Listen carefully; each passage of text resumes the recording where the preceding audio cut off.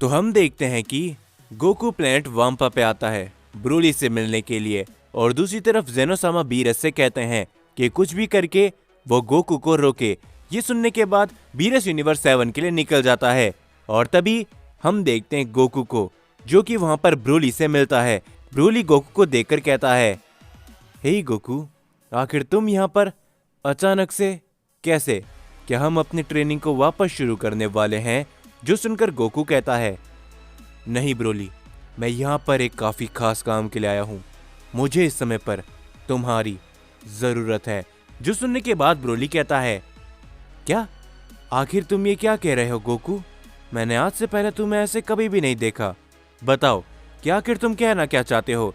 जिसके ऊपर गोकू सारी ही बातें ब्रोली को समझाने लगता है, और तभी ब्रोली कहता है, क्या सच में वो लॉर्ड बीरस ही थे जिन्होंने प्लेनेट वेजिटा को तबाह करवाया था?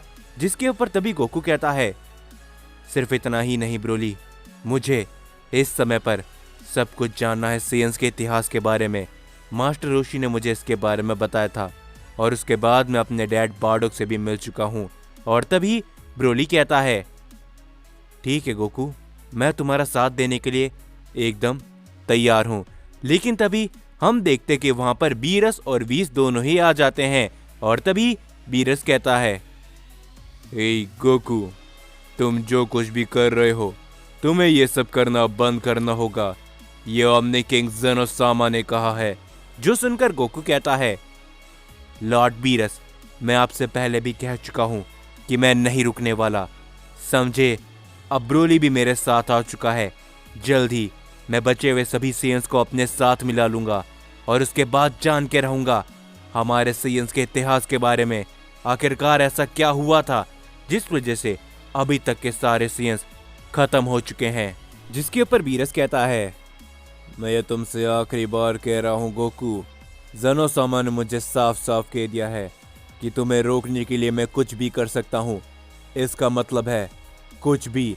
ये कहने के बाद बीरस अपना एक हाथ आगे करता है, और वो कहता है, तुम मेरी बातों को समझ रहे हो गोकू, क्यों, है ना? लेकिन तभी हम देखते गोकू भी अपना पावर अप कर लेता है, और वो कहता है, मैं सब कुछ समझ रहा हूँ लॉर्ड बीरस, लेकिन इसका मतलब ये नहीं कि आप मुझे रोक सकते हो। ये कहने के बाद बीरस गोकू के ऊपर अपने हमले करने लगता है। हम देखते कि गोकू और बीरस की उसी समय पर प्लेनेट वाम्पा पर एक काफी बड़ी लड़ाई चलने लगती है, जो देखकर ब्रोली एकदम हैरान हो जाता है, और ब्रोली कहता है, क्या आखिरकार आप लोग ये क्या कर रहे हो? रुक जाओ। जिसके ऊपर तभी गोकू कहता है, ये रुकने का समय बिल्कुल भी नहीं है ब्रोली, मैं जानता हूं कि मुझे क्या करना है। ये कहने के बाद गोकू लगातार बीरस के ऊपर अपने हमले करने लगता है, और तभी हम सभी वेजिटा को देखते हैं जो कि इस समय प्लेनेट बीरस पे होता है, लेकिन उसे गोकू और बीरस की महसूस होने लगती है। और तभी वेजिटा कहता है, क्या वो बेवकूफ कैकरॉट, क्या सच में वो लॉर्ड बीरस से लड़ रहा है? लेकिन आखिर क्यों? ये कहने के बाद वेजिटा बड़ी तेजी से गोकू और बीरस के पास जाने के लिए निकल जाता है, लेकिन तभी हम देखते कि गोकू अपनी अल्ट्रा एशियन फॉर्म पे ट्रांसफॉर्म हो चुका होता है। वो बीरस के ऊपर अपने एक के बाद एक हमले करता है, लेकिन बीरस उसके हमलों को अवॉइड कर लेता है। और तभी बीरस कहता है, नादान सैयन, तुमको क्या लगता है कि तुम मेरी यानी कि गॉड ऑफ डिस्ट्रक्शन की बराबरी करने के लायक हो? ये कहने के बाद बीरस अपने काफी जोरदार हमला गोकू को करता है। गोकू उससे चोट खाकर काफी दूर गिर जाता है, और तभी गोकू कहता है, हे ब्रोली, आखिर तुम वहां पर खड़े खड़े क्या कर रहे हो? तुमने कहा था कि तुम मेरा साथ दोगे, तो इसी समय से मेरा साथ दो। ये सुनने के बाद ब्रोली थोड़ा सा हैरान होता है, लेकिन तभी ब्रोली भी अपनी पावर को अप करता है। वो भी बीरस के ऊपर अपने हमले करने के लिए जाता है। गोकू भी खड़ा होता है। ब्रोली और गोकू एक साथ बीरस के ऊपर अपने काफी सारे हमले करते हैं, लेकिन बीरस उन दोनों को हमलों को अवॉइड कर रहा होता है। और तभी वीस कहता है, न जाने अब आखिरकार आगे क्या होने वाला है। लगता नहीं है कि गोकू पीछे हटने वाला है लॉर्ड बीरस। जो सुनकर बीरस कहता है, अगर गोकू पीछे नहीं हटेगा वीस, तो मैं उसे पीछे हटने के लिए मजबूर कर दूंगा। ये कहने के बाद बीरस ब्रोली और साथ ही में गोकू के ऊपर अपने काफी सारे हमले करने लगता है। तभी वहां पर एक काफी बड़ा धमाका होता है, जिस हमले के बाद हम देखते हैं कि गोकू और ब्रोली दोनों ही काफी दूर जा गिरते हैं। वो दोनों ही अपनी नॉर्मल फॉर्म पर लौट आते हैं और तभी बीरस कहता है, तो गोकू, तो मुझे बताओ कि अब तुम पीछे हटने वाले हो, क्योंकि जो कुछ भी तुम ये कर रहे हो ज़ेनोसामा को ये बिल्कुल भी पसंद नहीं आ रहा। हो सकता है कि वो आगे चलकर हम सभी को हमेशा हमेशा के लिए ख़त्म कर दे तुम्हारी इस नादानी की वजह से।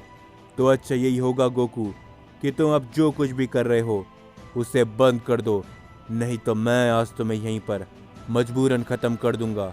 मैं ऐसा करना बिल्कुल भी नहीं चाहता।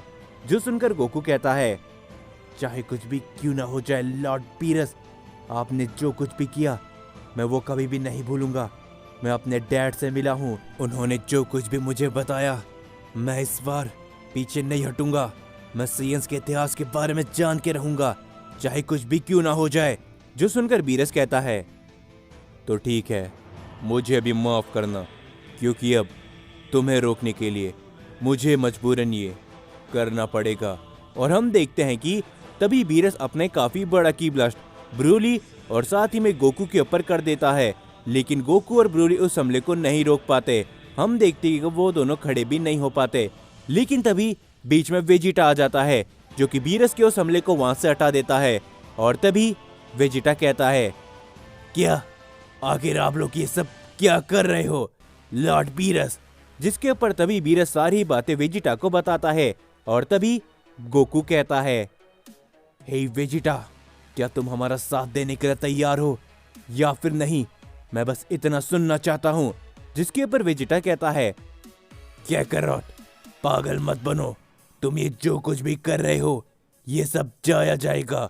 तुम लॉर्ड बीरस का सामना नहीं कर पाओगे और साथ ही में तुम किसी भी गॉड के खिलाफ नहीं जा सकते। जो कुछ भी बीत चुका है वो एक बीता हुआ कल है, लेकिन अब हमें उसके बारे में नहीं सोचना चाहिए, समझे क्या कैरोट?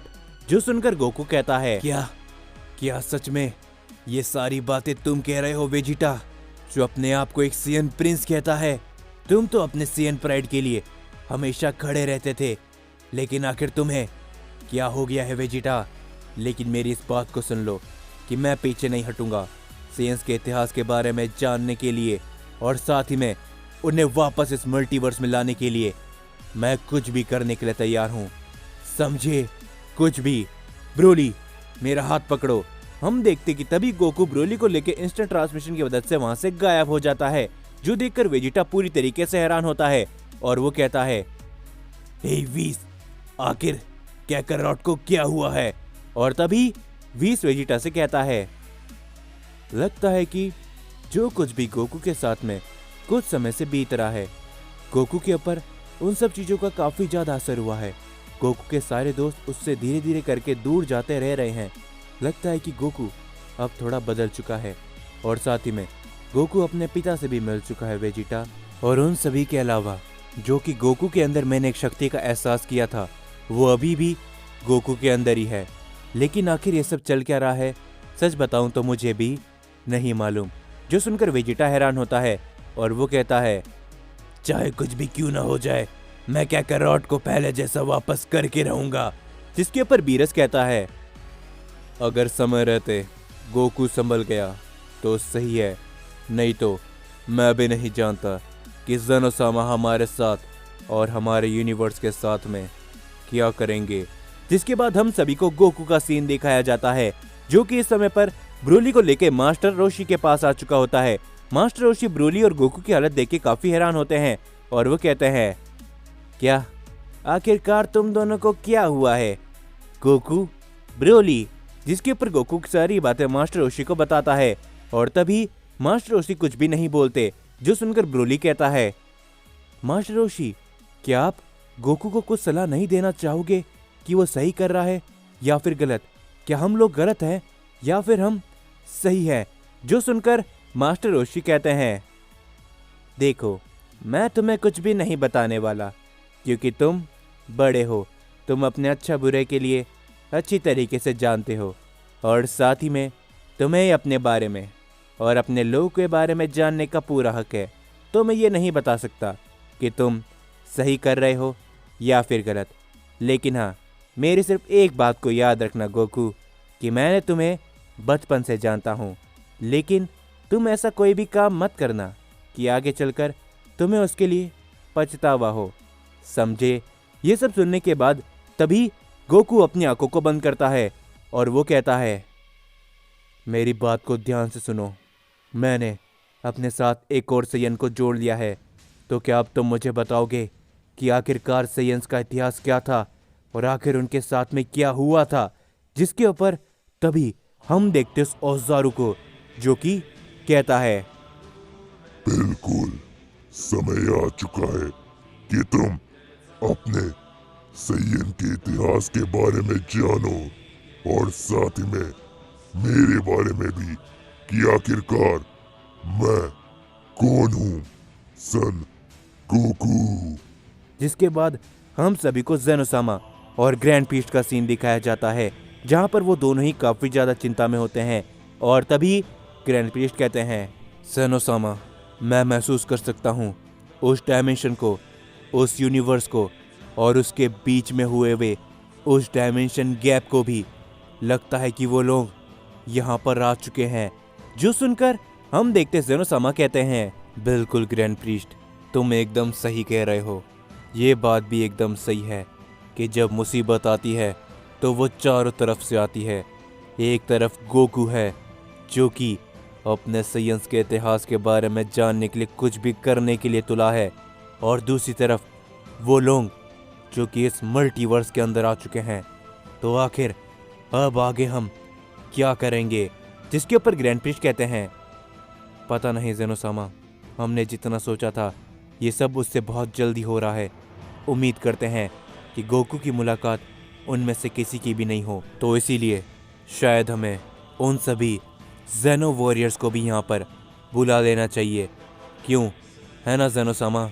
जो सुनकर ज़ेनोसामा कहते हैं, तुमने एकदम सही कहा ग्रैंड प्रीस्ट, सभी ज़ेनो वॉरियर्स को यहाँ पर बुलाओ और उन दोनों को भी यहाँ पर जल्द से जल्द बुलाओ।